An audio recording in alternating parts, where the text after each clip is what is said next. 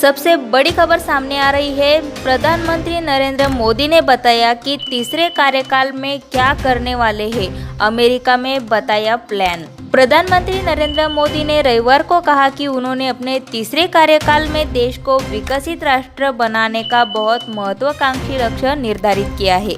उन्होंने यह भी कहा कि भारत आज अवसरों की भूमि है। मोदी ने न्यूयॉर्क में हजारों भारतीय अमेरिकियों को संबोधित करते हुए कहा, इस कठिन चुनाव प्रक्रिया, इस लंबी चुनाव व्यवस्था से गुजरने के बाद भारत में इस वर्ष कुछ अभूतपूर्व हुआ। क्या हुआ अब की बार मोदी सरकार? उन्होंने कहा, 60 साल में पहली बार भारत के लोगों ने ऐसा जनादेश दिया है जिसका बहुत महत्व है।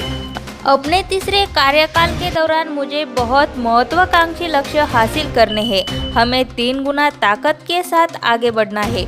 मोदी ने कहा कि उन्होंने अपना जीवन सुशासन और समृद्ध भारत के लिए समर्पित कर दिया है। उन्होंने कहा कि नियति उन्हें राजनीति में लेकर आई है। उन्होंने कहा कि उन्होंने कभी मुख्यमंत्री या प्रधानमंत्री बनने के बारे में नहीं सोचा था।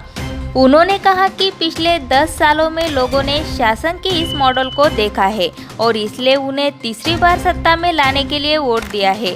प्रधानमंत्री 13,000 से ज़्यादा भारतीय अमेरिकियों से भरे नासाऊ वेटरन्स कोलिजियम में बोल रहे थे।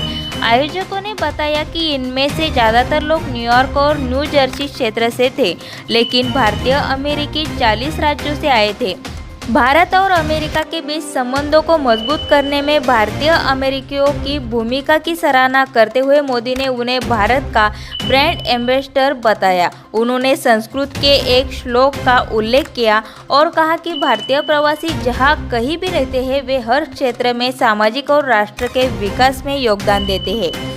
अपने संबोधन में प्रधानमंत्री ने विश्व भर में खासकर भारत और अमेरिका में लोकतंत्र के उत्सव पर प्रकाश डाला। उन्होंने कहा, भारत में चुनाव संपन्न हो चुके हैं, जबकि अमेरिका में अभी प्रक्रिया चल रही है। भारत में हाल में संपन्न हुए चुनाव मानव इतिहास में अब तक के सबसे बड़े चुनाव थे।